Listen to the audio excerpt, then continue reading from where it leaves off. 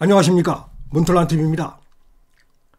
2025년 2월 7일입니다. 현재 변론이 지속되면서 윤석열 대통령에 대해서 좌파들이 씌우려고 했던 내란이나 탄핵의 주장들이 지금 뿌리부터 지금 흔들리고 있습니다. 자, 이대로 이렇게 가게 되면 결국 윤석열 대통령의 탄핵은 기각될 가능성이 굉장히 커 보이는 그런 상황이다, 이렇게 말씀을 드리겠습니다.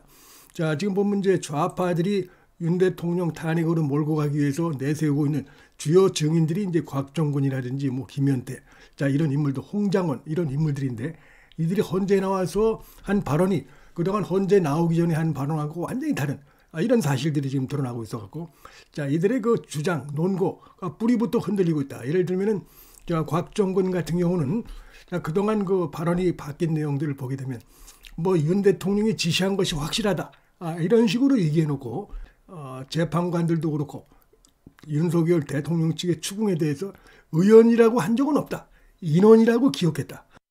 결정적인 부분이죠. 윤석열 대통령이 국회의원을 끌어내라고 국회의원이라는 단어 자체를 쓴 적이 없다, 이렇게 말이 바뀌었어요. 또 윤 대통령으로부터 처음에는 150명 숫자를 들은 것처럼 얘기했다가 역시 헌법재판관의 그 추궁에 의해서 150명은 나중에 어디서 누가 얘기하는 걸 듣고 기억이 났다는 정말 황당한 얘기를 하고 있습니다.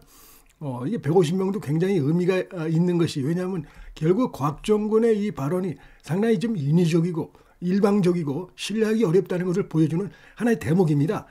처음에는 150명을 거론하면서 이렇게 했다고 했는데, 자, 이게 아니다, 150명이라는 얘기는 없었다, 국회의원이라는 얘기도 없었다, 이렇게 되다 보니까 결정적인 부분에서 사실관계가 뒤집히다 보니까 곽정근의 발언은 갈수록 지금 신뢰성을 잃어가고 있다. 그 다음에 결정적인 게 김영현 국방장관으로부터 국회 확보 및 경계 지시를 받았다.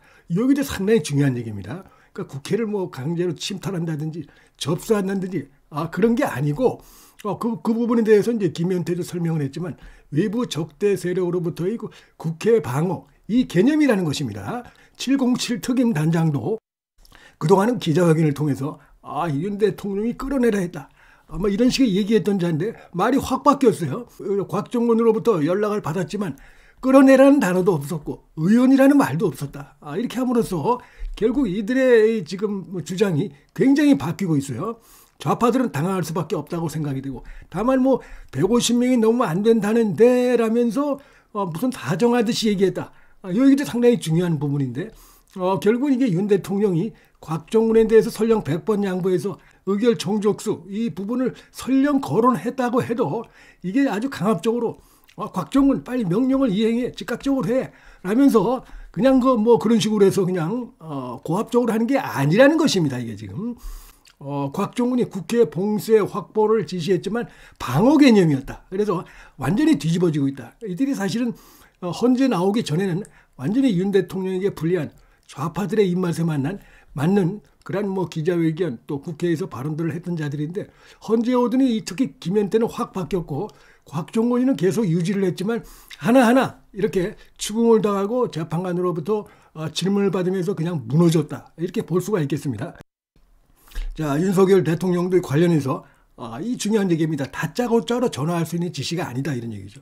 그러니까 이 곽정근이 아주 야비하고 진실성이 없다는 게, 대통령이 지금 대통령과 나눈 여러 가지 얘기들이 있을 텐데 다 빼고 좌파들의 입맛에 맞는 딱 세 문장, 그것도 가짜로 국회의원들을 끌어내리려고 했다라는 그 얘기만 하는데 대화가 그렇게 되는 게 아니죠. 여러 가지 이제 살도 있고 배경이 있을 텐데 그런 거 다 빼고 이렇게 얘기하는 거, 이 부분을 지적한 것으로 볼 수가 있겠습니다. 그다음에 이것도 결정적입니다. 지금 그 회의를 막으려면 그 국회의원 한두 명 끌어낸다고 되는 문제가 아니죠. 국회의원들이 계속 들어오고 있고 국회의원 출입을 막질 않았는데, 그렇지 않습니까?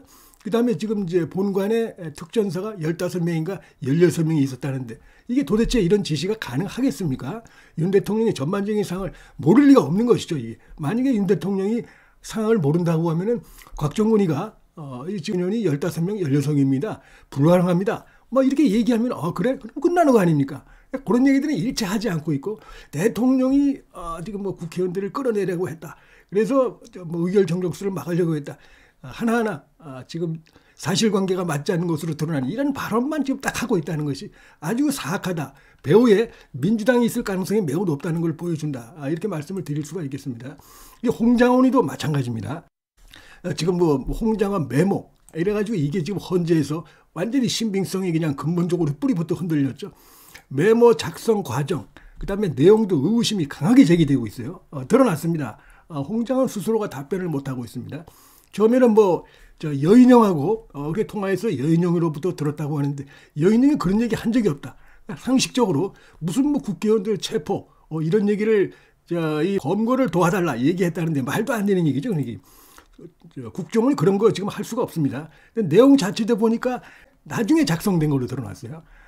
그 당시 자기가 이렇게 적었다고 하다가 나중에 가서 자기가 생각을 떠올려가지고 했다고 하는데 그 내용이 완전히 정치적 사각낀, 막아낀 이런 것으로 지금 드러나고 있어갖고 헌재에 나와서 팡팡 깨지고 있었죠. 아주 황당한 거짓말을 했어요. 윤 대통령이 누구입니까? 홍장원에게 한동훈 전 대표 등 정치인을 체포하라고 지시했다. 싹 잡아들이라고 했다. 근데 그 부분도 아니죠. 목적어가 없었다고 실토했습니다. 이 홍장원이. 그것도 거짓말로 드러나고.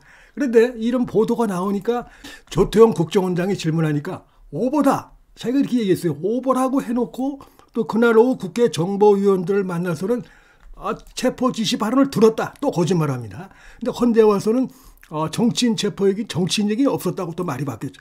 계속 바뀌고 있어요. 그다음에 일부 언론들, 좌파 언론들과 해서 윤 대통령에게 평소 직접 보고를 자주 했다 그러지만 여기 대해서 윤석열 대통령 측이 대통령을 독재한 적이 없는 자다. 그래서 전부 지금 거짓말로 드러났다. 자, 이렇게 볼 수가 있겠고요. 여인영과 관련되어 있습니다. 이 홍장원은. 여인영이 지금 적극적으로 반박하고 있어요. 먼저 전화가 와서 홍장원이 전화가 와서 통화는 잠깐 했지만 무슨 정치인 체포, 이 체포라는 말 자체를 한 적이 없다. 그러면서 이 홍장원의 지금 일방적인 주장을 조목조목 비판을 하고 있습니다. 그다음에 검거를 위한 휴대전화 위치 추적을 부탁했다는 그런 취지의 말을 했다는 것도 사실이 아니다.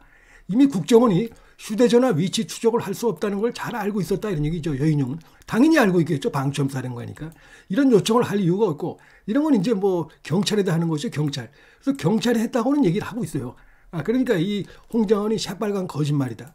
여기저기서 주소 듣고 마치 자기가 그렇게 직접 들은 양, 여인영으로부터 들은 양, 윤 대통령으로부터 들은 양 거짓말을 하다가 그대로 지금 드러났다.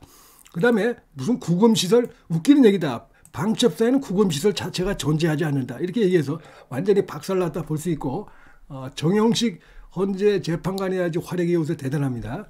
아니 지금 위치 추적 이런 건 혹시 모르겠는데 그것도 왜 안 된다는 겁니다. 지금.